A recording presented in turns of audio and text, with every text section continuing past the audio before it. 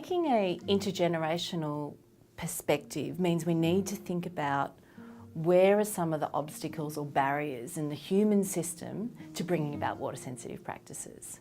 And there are actually quite a few. We've done a research project on a number of initiatives around the world, actually 43 studies, and we found a common set of barriers that really need to be addressed. This is in addition to barriers that might be found in the sort of biophysical system. Number one, lack of a common vision. The minute we take a water sensitive cities approach, we're thinking about landscapes, we're thinking about communities, empowered communities, people connected to infrastructure and landscape. So it's going to involve many, many organisations from the community sector, the public sector and the private sector. And not only is it involve many partners and many organisations, they have very different terms of reference. So their roles and responsibilities can be quite different. And in a water sensitive city, not only do we need them joined up and sharing a common vision, but to having roles and responsibilities that have synergies and some shared performance indicators between organisations. Also, many studies around the world have shown that there's quite poor organisational commitment. So organisations can say that they're committed to sustainability and sustainable water management or even water sensitive practices, but that might be part of their sort of vision and strategy in documents, but actually when it comes to the internal processes, the internal cultures, and key decisions around allocating resources in organisations, it doesn't follow through to that commitment. Another really important barrier is what we call is technological path dependency. So all the infrastructure that's historically been invested in, both technical and institutional, has costed a lot in terms of people's time, their intellectual capital and resources. And what these studies have shown is that this is considered like a sunk legacy. So even when organisations want to be really innovative and embrace and support water sensitive practices, they're really constrained by past investment.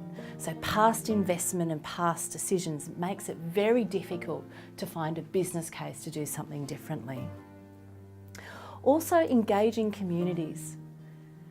We're not great at doing that. That's something that's broadly accepted in the research community.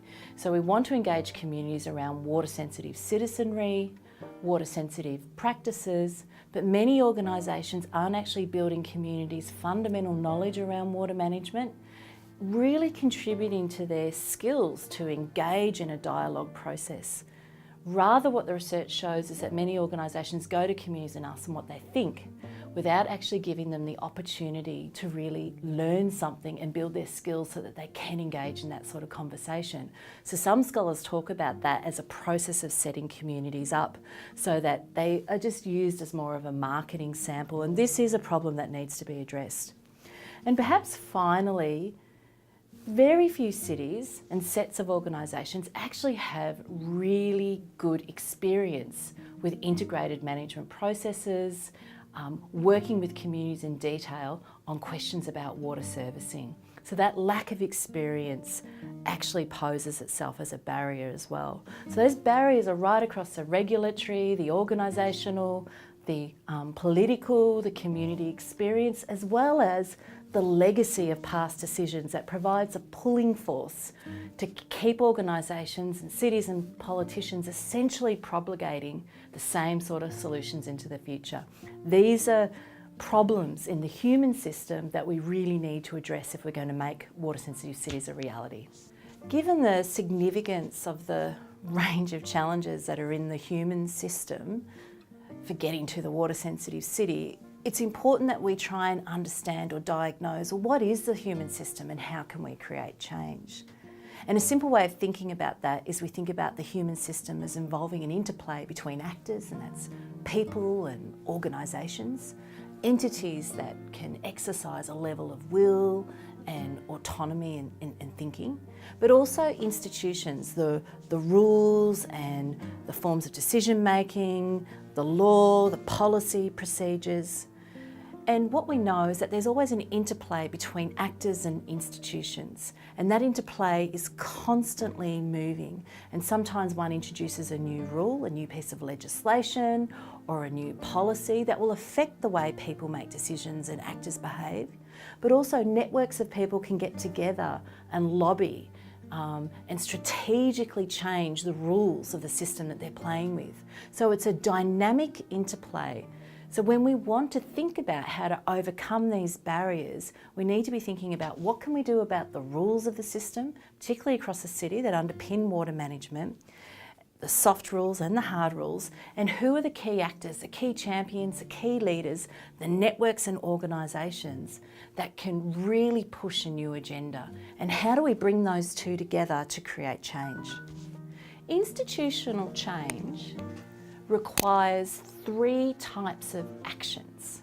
It requires changing the way people think about the problem and how you manage the problem. So taking a water-sensitive cities lens and embracing water-sensitive technologies, planning, processes, and good science around how to make water-sensitive cities a reality.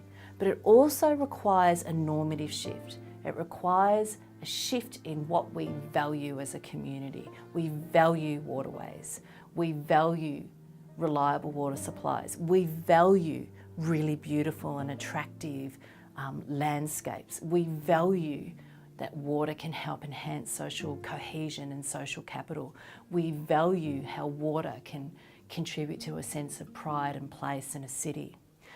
And once we have that cognition, the thinking about what we think's the way forward, and the feeling what we value, we then need to introduce the rules, the regulatory dimension of the institution. What is the legislative basis? What is the policy prescriptions? What are the plans to put that cognition and those norms into practice? And the problem that we have in the past of trying to change water management or any type of management system is that often we just try and change cognition, or we try and educate people and get a new value set, or we introduce a new rule. And what we know from the institutional sciences is that any type of management intervention requires 3 pillars of action and to be well thought through: changing of cognition, changing of the normative premise of institutional rules, and their regulatory dimension.